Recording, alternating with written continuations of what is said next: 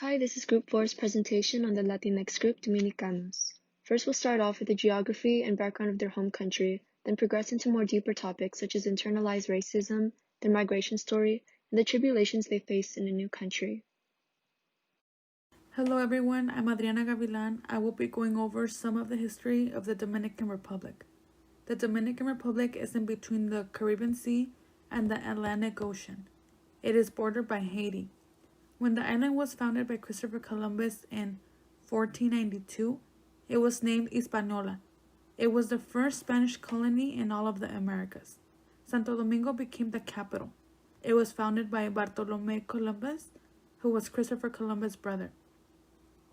Santo Domingo was the first place to import African slaves. The ancestors of Haitians and Dominicans shared the island for 5 centuries, but by the 19th century, there were no more natives of the Dominican Republic. There was a mix of people of African, Spanish, French, and native indigenous descent. After the Dominican Republic claimed its independence from the Spanish crown, many of the Spaniards left. They left behind sugar plantations and positions of power. From 1930 to 1961, a corrupt and cruel dictator named Rafael Leonidas Trujillo held power. He tortured and killed people that supported his opponents. He held the dictatorship by force and it only benefited himself. He was a very racist person. He was against Haitians. In October 1937, Trujillo issued an order to kill all Haitians, Dominicans with Haitian descent, and dark-skinned Dominicans. The massacre took place in the northwest part of the country. Where it took place is known as the Massacre River. About 15,000 people were killed as they were trying to flee. Now there are over 1 million Haitians working and living in the Dominican Republic. In the center, you have Juan Pablo Duarte, who is the intellectual architect, if you will, of Dominican nationhood. So he's the theorist. He's the theorist. Okay. So are they all white guys? He is a mulatto. He doesn't look very mulatto in that statue. No, he doesn't. And that reflects a tendency in the imaginary of the Dominican ruling elites who have this tendency to want to whiteify their heroes if their heroes are too black. So they whitened the brother. Yes. Not only did they put him in marble, but they changed his features. That is correct. And that actually is a way of pointing to the complexity of race relations and the racial experience of Dominicans.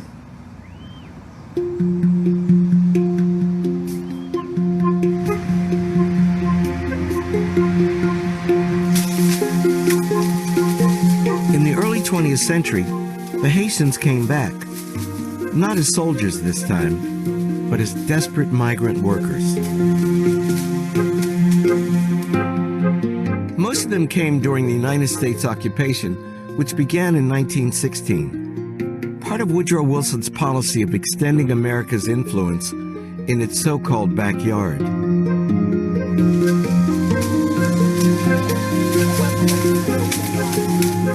The Americans appropriated large tracts of land to expand the profitable sugar industry.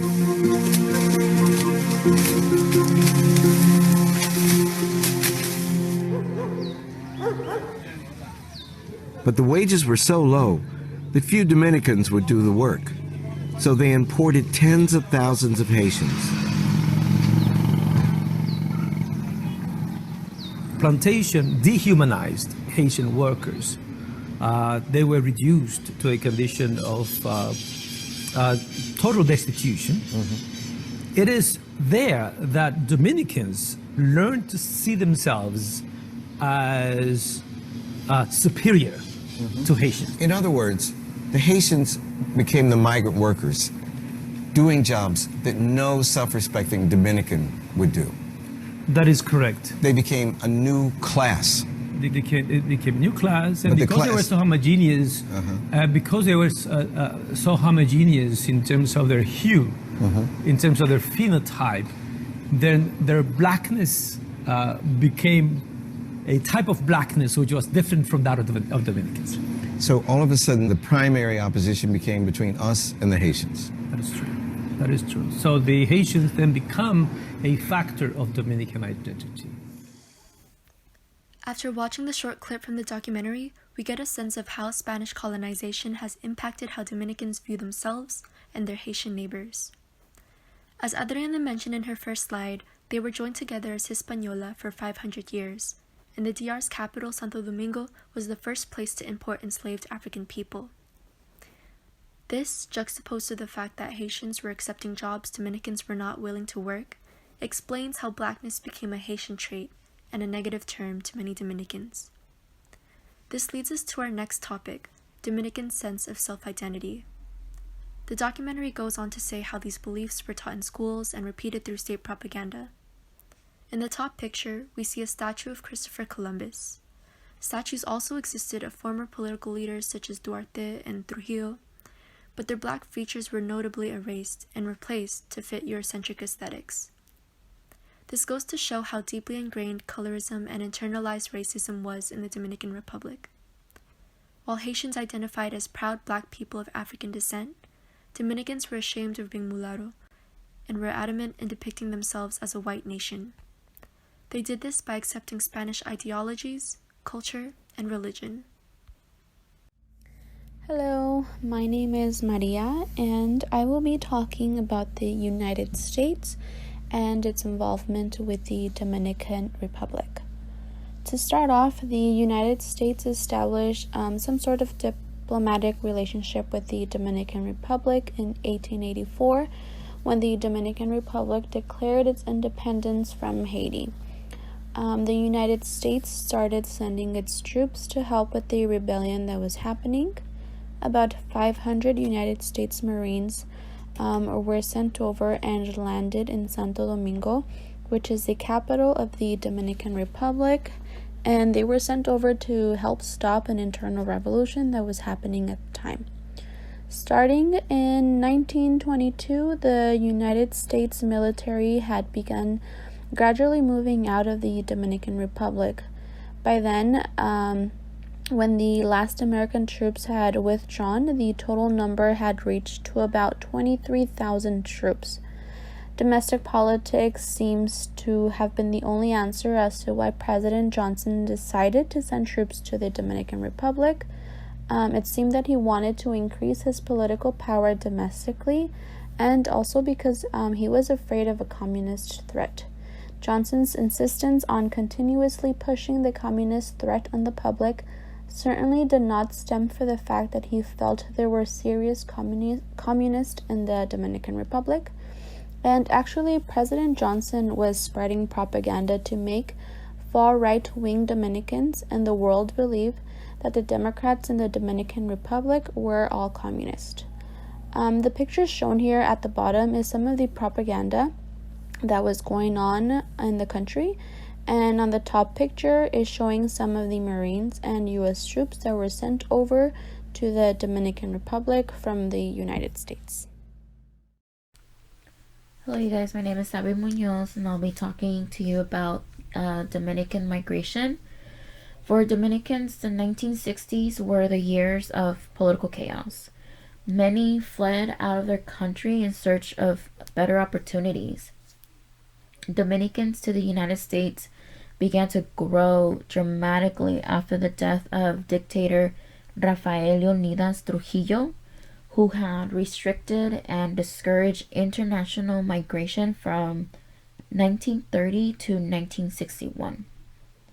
After his death, which he was assassinated in 1961, his Anti-Immigration Act was broken. During his time, he actually only allowed those elite people to be allowed to be out of the country. So after his assassination, this would be the first wave that would come into the United States, mostly residing in New York. Many of them had to cross borders from Puerto Rico into the United States, and also many of them also started to reside in Puerto Rico. The second wave occurred during the time of Juan Bosch in 1963. Not too long after that, in September 1963, Bosch was overthrown by the right-wing military. So, due to the bloody political repression against the Bosch followers, many of them were actually fleeing, and they were afraid for their lives. So they started migrating again to the United States. It is said that they were also starting to be viewed, those were Democrats, as communist. So, because of all these changes, they started to migrate into the United States even more. So for statistics, we have the flow of migration, which began in the mid-1960s and went on to the mid-80s. During this time, 40,000 Dominicans migrated after Trujillo's assassination. Dominicans were expected to be the second largest group in the Northeast. Most of the Dominicans suffered an economic recession and high unemployment rates at that time. This is when the Dominicans migrated to New York looking for a better lifestyle. Though they couldn't go directly, they had to go through Puerto Rico borders. And then here I put two graphs showing that Dominicans are the largest group in New York. So in the city of New York, the one that has the most Dominicans is Bronx County. They have 24,000 Dominicans living there. And on the next chart, you see the years when the Dominicans migrated and the spikes of the years. So the highest point where Dominicans were migrating was like around 2006, 2008. That's when there was a big group of Dominicans migrating to New York. Hello, I am Alma Flores, and I will be speaking on behalf of the anti-immigration sentiments. When Dominicans were first settling to New York, specifically, many categorized them as African Americans, based on the color of their skin. This was mainly due to the fact that during that time, there were only three categories: Latino/Latina, Asian, or African American. Although Dominicans came from African descent, they claim Spain is their homeland. Dominicans continued to face discrimination as they continued to be categorized as criminals and drug traffickers. Dominicans were then deported by the Immigration and Naturalization Services from New York, and they sought shelter in Puerto Rico. Dominicans unfortunately had a rivalry with Puerto Rico, as Dominicans were seen as competition and were accused of stealing jobs. Much like the refugees escaping the violence of Fidel Castro's rule, they were not acknowledged or recognized as refugees and received no federal assistance upon arrival. Approximately 13,200 Dominicans were deported by the Immigration and Naturalization Services during this time, and the tension between the natives and Dominicans who illegally migrated is what would ignite the anti-immigration sentiments that would affect generations to come. Sport associations and social clubs were the first organizations created by Dominicans in the 1960s. Many were given names that reflected important dates in Dominican history, such as the 13th of March and the 27th of February. These organizations were meant to help build and maintain a sense of community in a new country. Hello, my name is Rosana Munoz. Dominican women is my slide. Dominican women that immigrated to the U.S. were often young and married. Women were educated and ambitious, but still held traditional roles in the family's dynamics, like mothering, their children and being a housewife. Along with those traditional roles in the household, with Dominican and Latin women are the realities that they are forced to endure from toxic masculinity. Intersectionalities. Like every human being, we are not limited to being one thing. Like most, if not all immigrants, left their homeland for survival and better life opportunities, carrying with them many complexities that molded their experiences and who they are through their journey.